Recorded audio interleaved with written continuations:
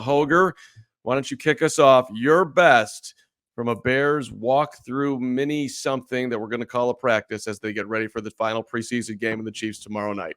Yeah, it sounds like a little thing, but we're honestly kind of limited to little things today. But just the way Jaquan Brisker took the field at the start of practice, he sort of very loudly announced himself. Not literally, it's not like entering the field now, myself, Jaquan Brisker. No, he just like sort of screamed like he was jacked to get out there.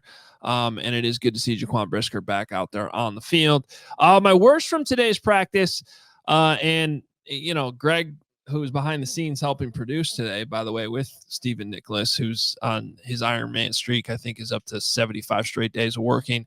There was another Hoge curse that happened in the middle of practice today. And so this is a worse sort of for Rome, but also for myself, because I just need to learn to shut up is what we've learned.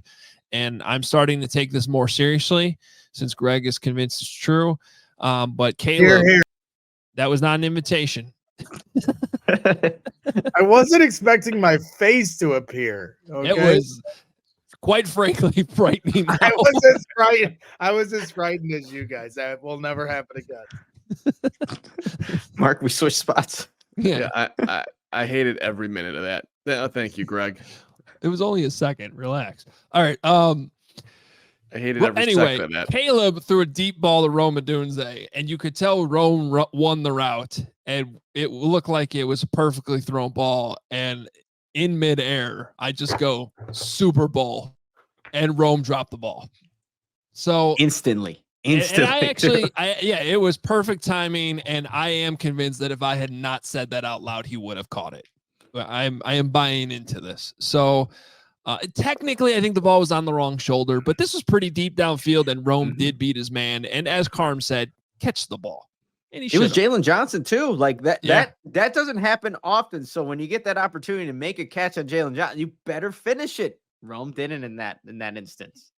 And for the record, the entire practice, guys were at best going 3/4 speed. So even though Rome beat Jalen, it wasn't the full Jalen that he was beating in that particular. That did seem like that was part of the rare full speed reps, I thought. It just felt like everybody was kind of just going through the motions through. But okay.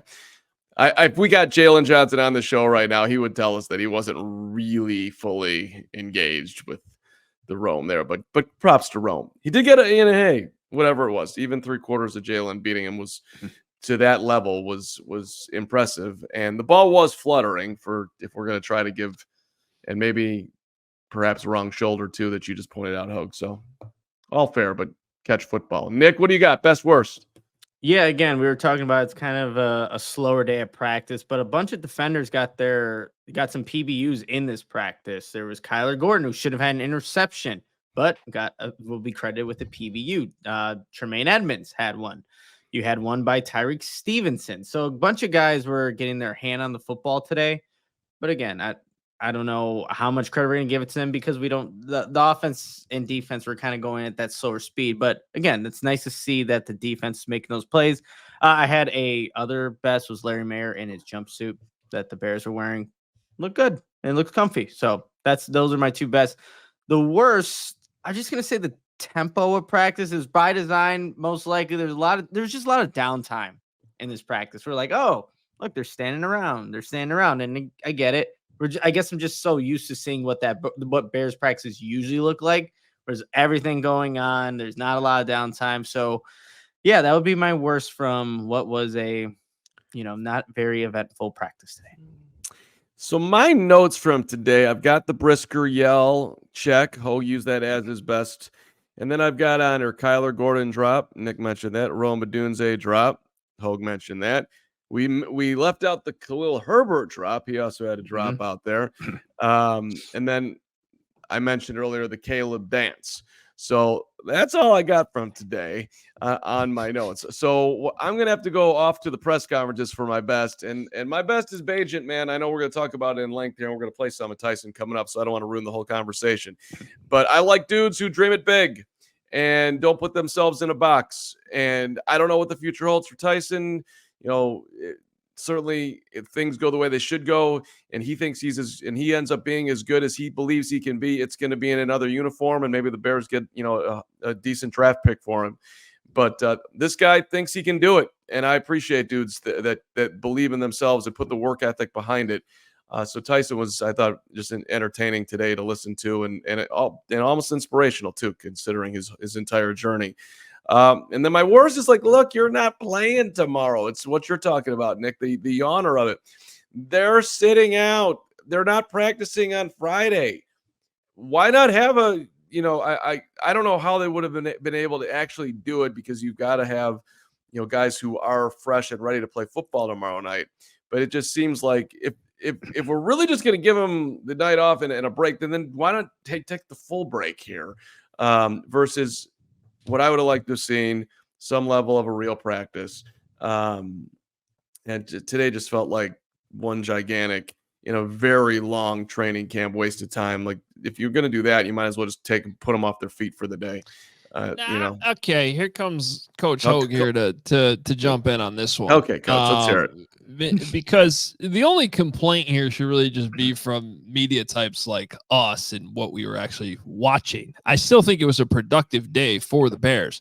It was. They did well, because you don't know what you're looking at. Oh, here it comes. I don't know what I'm looking at. No idea what I'm looking at. Here. Yeah. Okay. Now you get. honestly, I might get the resume out. Okay, good. Keep going. My brain. I was Nick. I was searching really hard there to say something much nicer, and I just couldn't do it. I'm not gonna lie. I couldn't phrase that sentence any other way. I feel bad. I feel bad. Look, you're gonna have a walkthrough today anyway, because you have a game tomorrow. You always do that, so you're not gonna give them the day off. I don't know what you're doing now. I say it's Miller Lite time for me. Oh, keep going. Yep. Oh, I'm there. Yeah, it's a great time. Great time. I'm with you. So, and you kind of answered your own question in there, Carm, because you do have to have enough guys to practice, and they split the fields. And so some of the guys that are playing tomorrow night had to go on the main field too with the starters at times, because you just need to have enough guys on the field to be able to, operate football plays. And so to put those guys through a grueling practice when they had a grueling practice yesterday, that's why they were in pads yesterday in a long practice. I mean, that was a longer practice. They got a lot done yesterday.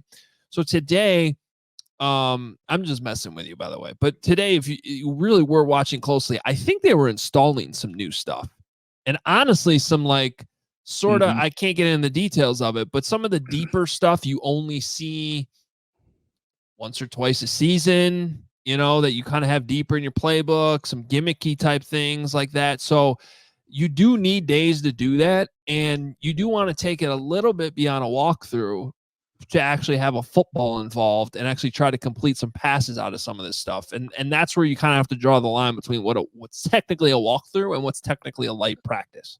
And for the record, I will back Hoge up on that, because they did have what he's describing, little install of creativity, perhaps, that they'll use down the line. And when that was happening, I didn't know what I was looking at. I'm like, so different. It was like, I didn't realize they actually, because it was going at such a small, crawl of a rate that it was more than just, dudes hanging out. So, not to say that they couldn't do that on another day, but I guess that was making good use of the time today without stressing the Bears' bodies. I mean, look, it is challenging for us in this best and worst segment to come up with something when there's really nothing going on today. So maybe my worst is more just, I'm just thirsting for realness and competition at every turn, and we just didn't get it today. I'll survive. Joel Borst, big Bagent fans. Shut up, Carm. So the best is, without question, our guy Steven, who came over to the Braggs residence to show me some things that we're behind on. He's been working 3 weeks in a row. So if you can't come up with anything good enough, let's give a shout out to our guy, Steven. He looks thrilled to be a I was gonna say I would. You'll never Being find me in trapped. Brax's. Yeah, I would never go in Brax's garage. It just seems like Can you a imagine? place you might not escape. This dude's been working for 3 weeks. Hey, can you come to Indiana to hang out in my garage and teach me how to produce? That might be the worst job in America.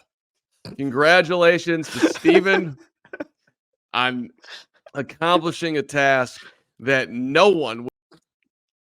Oh, it just got Thank you. voted. But you know why he did? Because Brax is learning, and he knew Mhm. that it's time to talk about our friends at Ray Chevrolet. We all silly like the mayor.